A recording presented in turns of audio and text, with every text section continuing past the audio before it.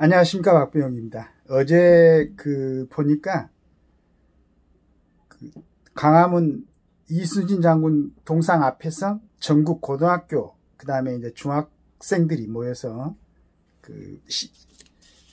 시위를 하고, 시위보다는 발표를 했었죠.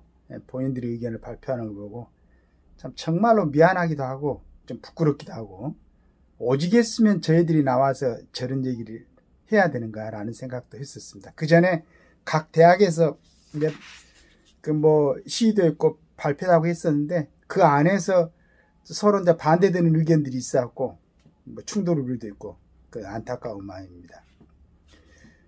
이게 모든 게 지금 우리 사회를 책임지고 있는 성인들, 특히나 이제 국가에 큰 영향력을 줄 수 있는 정치인들, 그다음에 법조계, 중앙 공무원들, 이런 사람들의, 물론 이제 그런 사람들을 선거를 통해서, 투표를 통해서 선거를 하고 했던 우리 국민들한테도 책임이 있겠지만은, 우리 국민들이 뽑을 때는 그 사람들이 공정하고 상식적인 시각으로 그 자리에서 업무에 임할 것이라고 기대를 하고 뽑았겠죠. 그런 아쉬움이 있습니다. 아침에 중앙일보를 보니까 또 이제 선관위에 대해서 이게 바로 검찰에서 수사를 하거나 이렇게 정리가 되면은 이런 내용들이 잘 안 뜰 텐데, 아마 아직도 감사원 얘기만 있어요. 감사 보고서만. 아직은 어떤 상태로 진행이 되고 있는지 궁금합니다. 감사원이 적발한 선거관리위원회 고위직 자녀 친인척 채용 비리는 모두 지연과 근무연을 이용해, 그러니까 함께 근무한 인연을 말하는 것 같아요. 벌어진 것으로 나타났다. 연고지 지역 선관위 근무 때 형성된 인연을 통해 자녀 친인척을 채용을 청탁하거나 지시하고 후배 공무원들이 여기에 호응했다는 것이다. 이렇게 묶인 선관위 공무원들은 외부 감사의 파일 조작, 문서 파쇄 등으로 조직적으로 대응했고, 이 과정에서 서로 너도 공범이라고 말하면서 한 배를 탔다는 의식을 키워간 것으로 나타났다. 그럼 서로 협조할 수밖에 없죠. 일부 선관위 직원은 부정 채용 수법을 사실상 매뉴얼로 만들어 공유하기도 했다고 3일 감사함이 밝혔다. 그러니까 이런 부분을 갖다가 아예 매뉴얼화 시켜가지고 서로 공개했다는 얘기입니다. 얼마나 우습습니까? 민주주의에서 국민들이 투표하면 그 투표가 가장, 국민들한테 주권은 국민에서 나온다는 그 얘기는, 국민 한 사람이 어떤 개인의 자유를 향유할 수 있는 권리도 있지만은, 이 사람들이 투표를 해갖고 그 힘이 결집될 때 드디어 그 권력이 나온다는 얘기인데, 그것 자체를 조작하는 선거에 부정이 있다면 이게 어떻게 되겠습니까? 감사원에 따르면 박찬진 전 중앙선관위 사무총장은 고향인 강주에서 선관위 공무원 경력을 시작해 강주 선관위 관리 과정을 거쳐 중앙선관위에서 장관급인 사무총장에 올랐다. 박 전 총장이 사무차장이었던 2022년 1월 전남 선관위가 경력직 채용을 공고했고, 강주 남구청 공무원이었던 박 총장 딸이 지원했다. 전남 선관위는 면접위원들에게 점수란을 비워둔 점수표를 내게 했고, 여기에 박 전 총장 딸을 비롯한 내정자들이 합격하도록 점수를 써넣었다. 전남 선관위 직원들은 이 부정 채용 수법을 서류 전형 플러스 면접 팁 txt라는 파일을 적어 공유하다가 감사원 감사가 시작되자 문제가 될 부분을 다른 내용으로 덧붙였다. 그리고는 서로 너도 이것을 수정했으니 공범이다라고 말했다. 이건 국가 공무원들이 아니고 완전 양아치들이 하는 짓이죠. 부하 직원의 서류 조작하게 하는 뒤 너도 공범. 김세한 전 사무총장도 고향이 인천 강화구청 공무원으로 공직생활을 시작해 강화군 선관위로 소속을 옮겼고, 이후 상급기관인 인천선관위 관리과장을 거쳤다.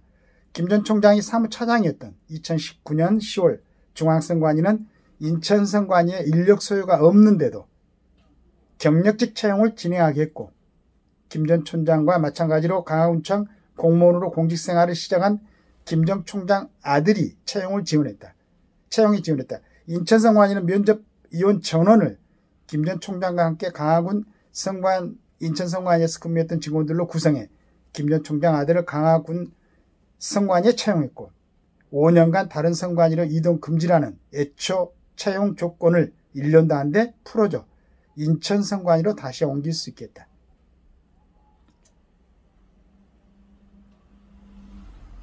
이런 이제 비슷한 내용이 송범석 전 사무차장, 그 다음에 서울선관위 신모 전 서울선관위 상임위원 똑같습니다. 인천선관위 2022년 산하 과천시 선관위에서 사무과장을 지내고 정년 퇴임한 A씨 사위가 경기선관위 채용에 지원한 것을 알고 A씨 사위를 자격이 안 되는데도 뽑아줬다.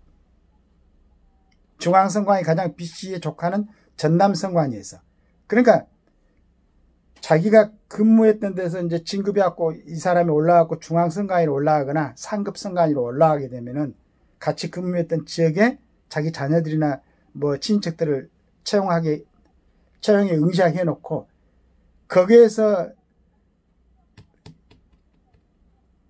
그러니까 이 채용하는데 이제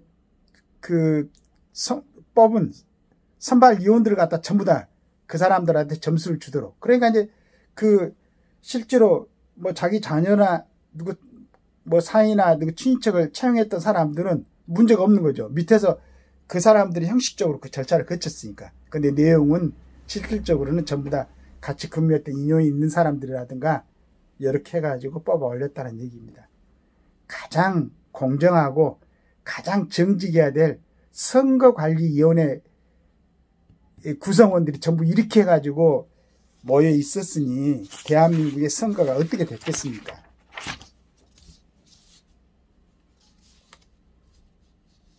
감사원은 2023년 이제 윤석열 정부가 들어섰습니다.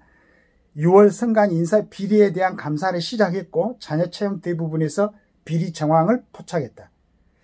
그러나 사무총장, 차장 등 선관위 최고직들은 문의 전화를 하긴 했지만 채용 청탁은 하지 않았다는 등의 말을 하면서 혐의를 부인했고 직원들도 청탁을 받은 사실을 인정하지 않았다. 상황이 바뀐 것은 감사원이 2023년 선관위에서 인사비리에 대한 감사를 시작할 때 이렇게 응답을 했었는데 감사원이 지난해 4월 그러니까 2024년이죠. 중간 발표를 통해 비리 정황을 공개하고 사건을 검찰에 넘기고 검찰의 수사가 시작되자 부정 채용에 가담했던 지역 선관위 직원들이 감사원의 고위직들의 부정 청탁과 지시를 구체적으로 진술한 것이다. 감사원 관계자들은 직원들이 자기가 모든 죄를 뒤집어 쓸 상황이라자 선배의 부정행위를 줄줄이 증명했다. 정치부의 김경필 기자가 정리한 조선일보 내용입니다. 이 정도로 신문에서도 나오고 구체적으로 얘기가 됐는데도 불구하고 이런 부분에 대해서 처벌이 없다면 가게에서 배가 고파가지고 빵 하나 훔쳐먹고 형사처벌을 받는 일반 국민들이 얼마나 억울하고 얼마나 불균형하다고 생각하겠습니까? 이렇게 해갖고 부정 채용된 그 사람들은 채용 시점부터 해가지고 받았던 급여 전부 몰수하고 그 다음에 그러니까 채용을 하게 했던 그 부모들 상관됐던 상급 직원들도 마찬가지로 그 시점에서부터는 국가 공무원으로 인정할 수 없죠. 부정행위를 했으니까. 그동안에 지급받았던 모든 걸 전부 다 반납시키고 거기에 해당되는 처벌을 받도록 미국 같으면 벌써 이렇게 했죠. 말도 안 되지. 같은 민주주의를 하는데 이렇게 부정부패가 만연하고 더구나 선관위에서 다른 직종도 아니고 이런 국민들이 투표를 하면서 어떻게 믿겠어요. 선거에 대해서. 이런 사람들이 그걸 갖다가 책임지고 관리를 하고 있는데 빨리 뭐 검찰에 수사를 하든지 해가지고 그러니까 뭐 과하게 처벌을 하라는 얘기는 아니고 공무원이 비리를 저질렀으면 거기에 맞게 정확하게 빨리 해줘야지. 이 모든 걸 다 정리된 다음에 다음 선거를 치러야지.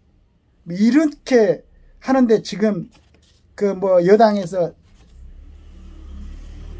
그 친구들은 무슨 조기 대선하고 자기들이 대통령 되면 뭐 한다고 이런 아니 자기들이 당에서 뽑아놓은 대통령이 지금 구치소에 갇혀 있는데 대통령을 갖다가 정상적으로 빨리 재판을 받아가지고 원대 복귀시킬 생각은 안 하고 자기들이 대선에 지금 대선에 나가면은 자기들이 대통령 할 것 같아요? 될 것 같아요? 이런, 우리 같은 사람도 그게 눈에 보이는데, 소위 뭐 각 지역에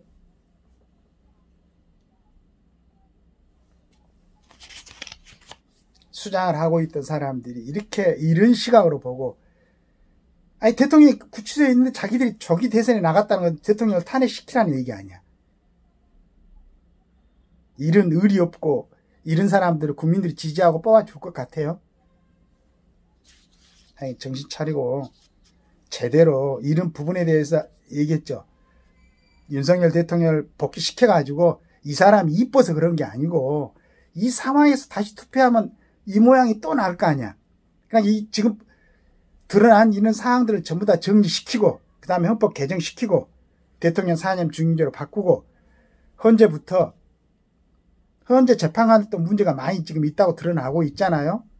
근데 그게 이제 맞는지 틀린지는 모르니까 정확하게 정리해가지고 현재는 대법원의 한 파트로 이렇게 하고 그 다음에 중앙선관위도 행정부에 소속시켜갖고 몇 년 만에 한 번씩 선거하는 걸 어떻게 상식적으로 만들어 계속 이렇게 만드냐 이거지.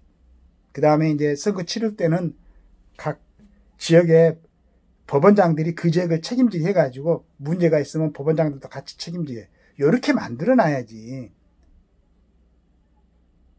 그 다음에 대통령 선거를 해야지.